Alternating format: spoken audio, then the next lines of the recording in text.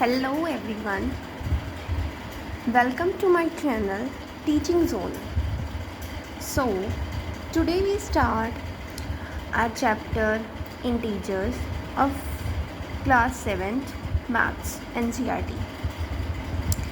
So, in the beginning, firstly we have to know what are integers. Integers क्या होते हैं? Integers are the set of positive numbers, negative numbers and zero.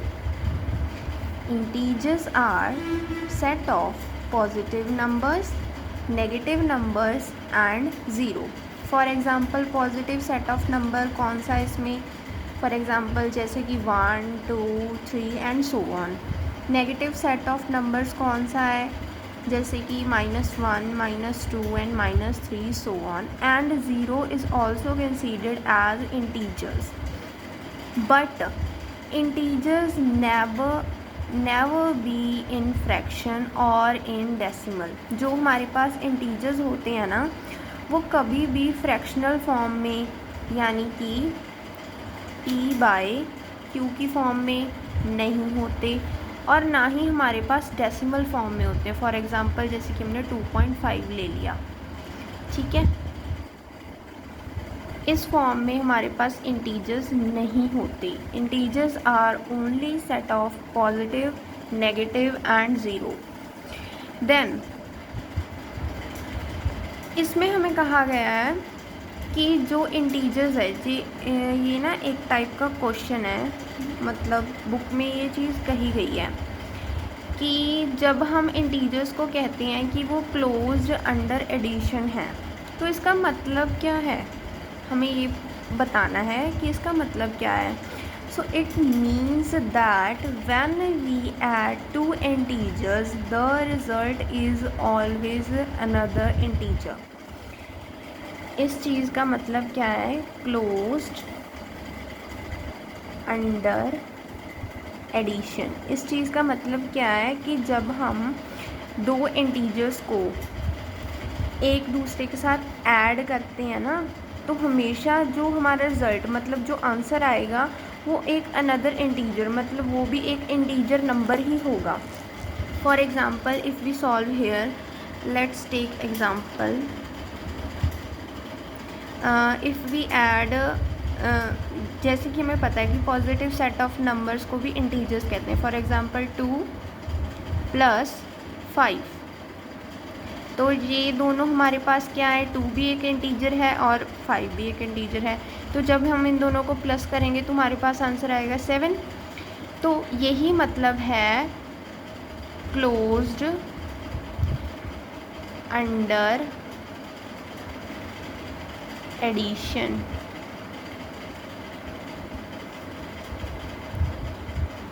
Property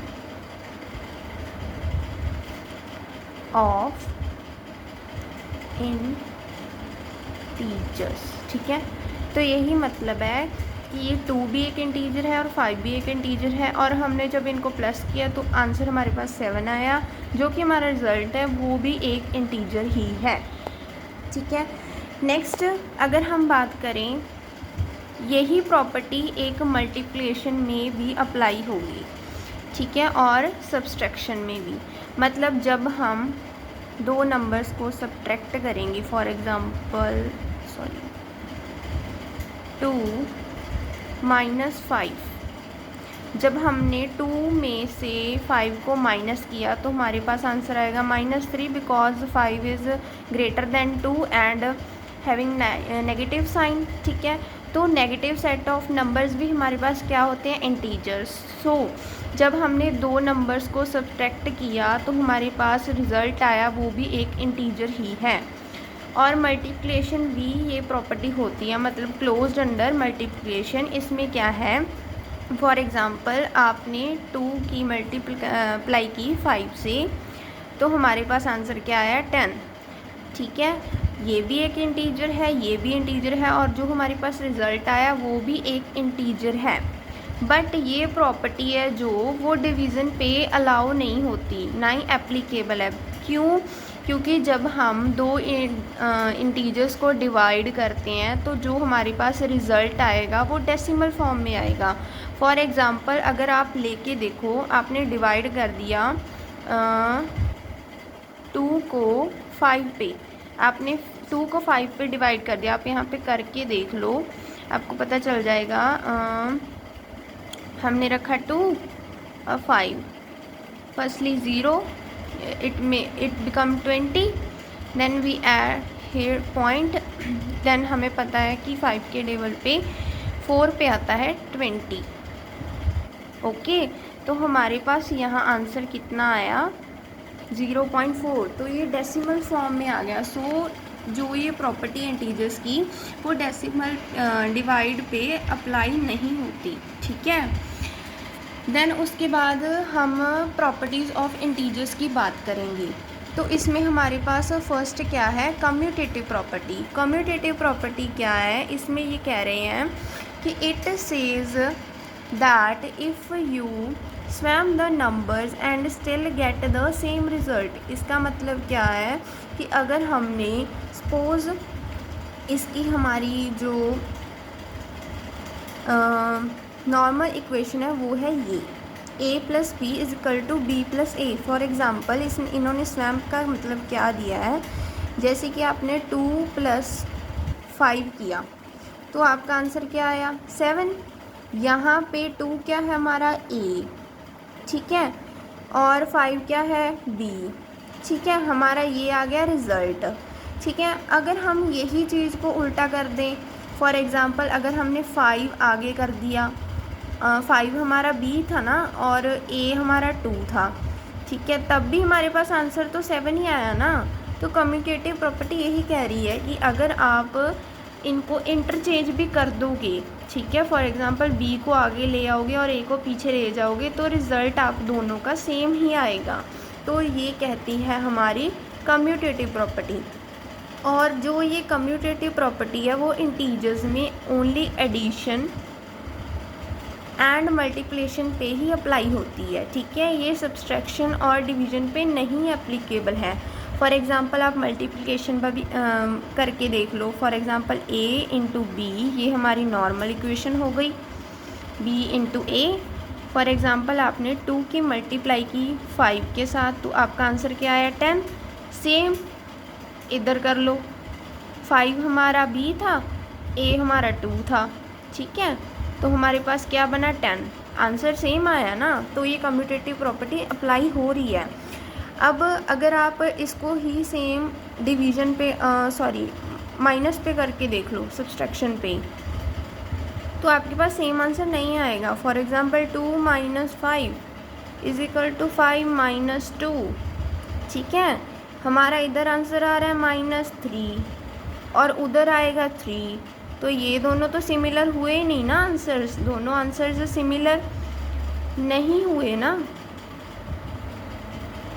इसलिए ये apply commutative property subtraction पे apply नहीं हो रही।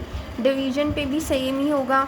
अगर आप देखो, आपने किया a divide by b, b divide by a, ठीक है, तो अगर आपने यहाँ पे किया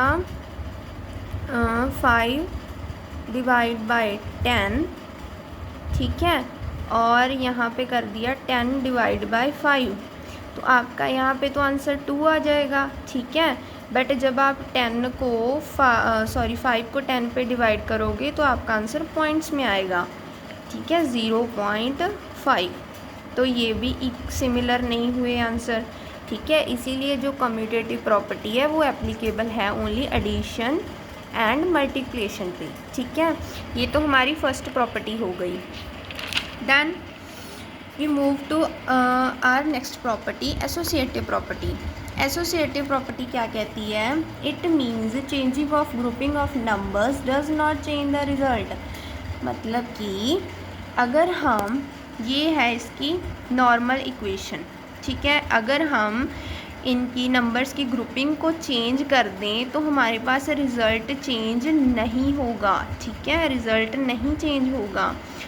और ये भी सिमिलरली कम्यूटेटिव प्रॉपर्टी की तरह एडिशन एंड मल्टीप्लिकेशन पे ही एप्लीकेबल है, ये भी सब्सट्रैक्शन और डिवीज़न पे एप्लीकेबल नहीं है। ठीक है, अब हम आपको एडिशन का लेके देखते हैं एग्जांपल, जैसे कि 2 + 5 और c हम यहाँ पे ले लेते हैं 1। ठीक है, इस तरफ हमारा 2 था a, b था 5 एंड c था 1। ठीक है, हमने इस तरफ ग्रुपिंग चेंज कर दी ना, तो ये कितना हो गया 7 +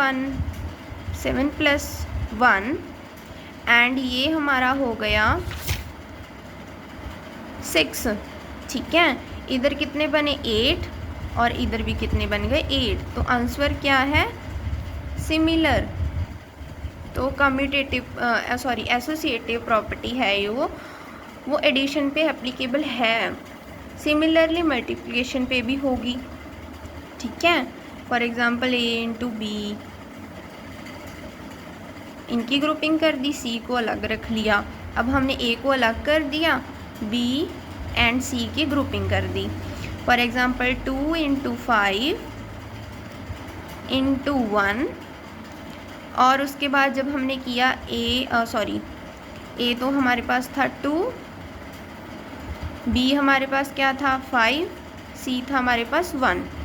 ठीक है, तो ये हमारे पास कितना आया 10। जब 10 की 1 के साथ करेंगे तो 10 नहीं आ जाएगा, है ना। इस तरफ हमारे पास आएगा 2 × 5, 5 × 1 = 5 और 2 बाहर था। ठीक है, तो हमारे पास इधर भी 10 आया और इधर भी 10 आया।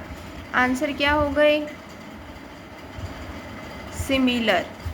ठीक है, तो एसोसिएटिव प्रॉपर्टी है जो वो यही कहती है कि अगर हम ग्रुपिंग चेंज कर दें नंबर्स की तो हमारे पास जो रिज़ल्ट है वो चेंज नहीं होगा। ठीक है, ये कहती है हमारे पास एसोसिएटिव प्रॉपर्टी। देन एक इम्पॉर्टेंट लाइन दी हुई है बुक में कि जो ज़ीरो है वो एक एडिटिव आइडेंटिटी है।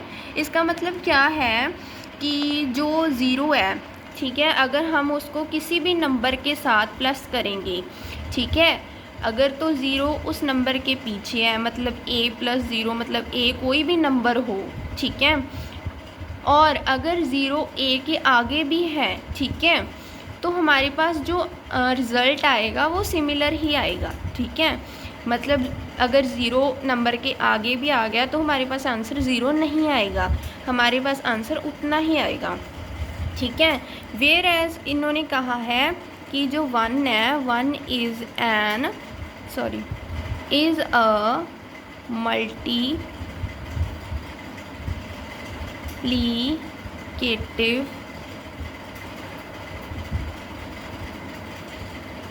आइडेंटिटी।